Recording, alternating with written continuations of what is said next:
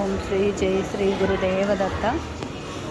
ఈరోజు పారాయణము 2 days పారాయణము కంప్లీట్ చేసుకున్నాము. ఇది నా పీఠము గురుచరిత్ర 2 రోజుల పారాయణము కంప్లీట్ చేసుకున్నాను. ఈరోజు చూడండి ఇక్కడ ఎంత భక్తి శ్రద్ధలతో పారాయణం చేస్తారు. ఇప్పుడు సాయంత్రం అయింది కాబట్టి తగ్గారు, మళ్ళీ స్నానాదులు అవి చేసుకొని మళ్ళీ స్టార్ట్ చేస్తారనమాట. ఇలా ప్రతి ఒక్కరూ కూడా ఎంతో 7 రోజుల పారాయణము అంటే కనుక ఇట్లాగా మనము ఇక్కడ నేను పెట్టుకున్నాను. ఒక నిండు కొబ్బరికాయ, పీచు తీయనిదనమాట. నిండు కొబ్బరికాయని మన సంకల్పం చేసుకొని అలాగే పెట్టాలి. దాన్ని కదల్చకూడదు అనమాట, అసలు కదలకూడదు టెంకాయ. గురుచరిత్ర చదువుతున్నప్పుడు మనకి అలసట వస్తే, అలసిపోయాము అనిపిస్తే, నిద్ర వస్తే ఇక్కడే కూర్చొని అట్లాగే నిద్రపోవచ్చు. లేదు అంటే తిరిగి జపం చేస్తూ ఉంటే ఆ నిద్ర మబ్బు కూడా తగ్గిపోతుంది. జపం చేసుకోవచ్చు, సిద్ధమంగళ స్తోత్రం చదవచ్చు, లేదా దిగంబర నామస్మరణ చేయవచ్చు. చెట్టు చుట్టూ మనము రౌండ్స్ చేసినట్టు ఉంటుంది, మన నామస్మరణ చేసినట్టు ఉంటుంది, మన నిద్ర కూడా పోతుందన్నమాట. ఆ విధంగా గురుపారాయణం అనేది, గురుపారాయణం చేసి అలసిపోయాము, కాస్త మబ్బెక్కుతుంది అనుకుంటే లేచి అలా తిరుగుతూ రౌండ్స్ కొట్టవచ్చు అన్నమాట చక్కగా. ఇలా చాలామంది వస్తూనే ఉంటారు డే అంతా కూడా. అసలు కాసేపటికి కూడా ముయ్యరన్నమాట టెంపుల్ని. ఈ ఔదంబర వృక్షం యొక్క టెంపుల్ని ముయ్యరు.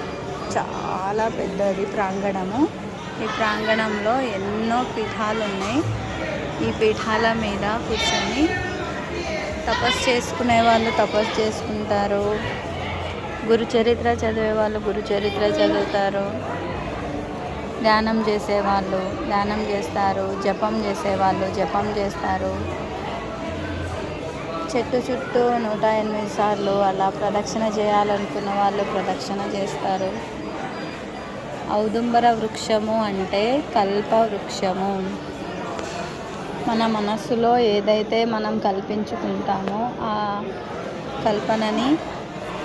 ఆ కల్పనని నిజం చేసే వృక్షం అన్నమాట కల్పవృక్షము.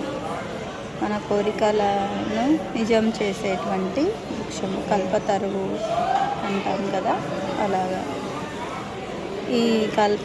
ఈ యొక్క ఔదుంబర వృక్షం మూలాలలోనే గురుదేవుల వారు ఎప్పటికీ నివాసం ఉంటారు. శ్రీ నృసింహ సరస్వతి స్వాముల వారు ఔదుంబర వృక్షపు మూలాలలో ఎప్పటికీ అనునిత్యము అక్కడ నివాసం ఉంటారన్నమాట. అక్కడి నుంచే మనకి ఆశీర్వదిస్తూ ఉంటారు. అసలు గురుదేవులు ఈ కల్పవృక్షాన్ని, ఈ ఔదుంబర వృక్షాన్నే ఎందుకు ఎంచుకోవాల్సి వచ్చింది అంటే, ప్రహ్లాదుడిని రక్షించేటువంటి సందర్భంలో హిరణ్యకశిపుని చంపడం జరుగుతుంది నృసింహ అవతారంలో. అప్పుడు హిరణ్యకశిపుని పొట్ట చీల్చి రక్తము తర్వాత ప్రేగులని మెడలో వేసుకొని అలా చేస్తాడనమాట. అప్పుడు ఆ హిరణ్యకశిపుని కడుపులో మొత్తం విషం ఉంటుందన్నమాట. ఆ విష ప్రభావం వల్ల ఆ రక్తము గోర్లలో వెళ్తుంది నరసింహస్వామికి, విష్ణుమూర్తికి. అయితే ఆ గోర్లలో వెళ్ళిన రక్తం వల్ల మంటలు పుడుతుందన్నమాట. అసలు అల్లాడిపోతూ ఉంటాడు. ఆ సందర్భంలో లక్ష్మీదేవి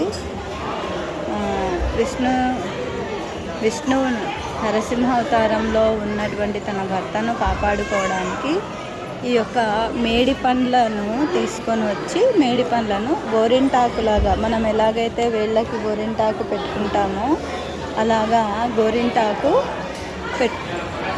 గోరింటాకు పెట్టినట్టుగా ఒక్కొక్క వేలికి ఒక్కొక్క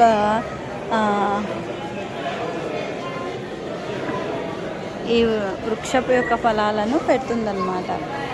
మేడి పండ్లను పెడుతుంది. ఆ మేడి పండ్లను పెట్టగానే ఆ మేడి పండ్లు విషాన్నంతా పీల్చేస్తాయి. అప్పుడు నరసింహస్వామి శాంతులవుతారన్నమాట.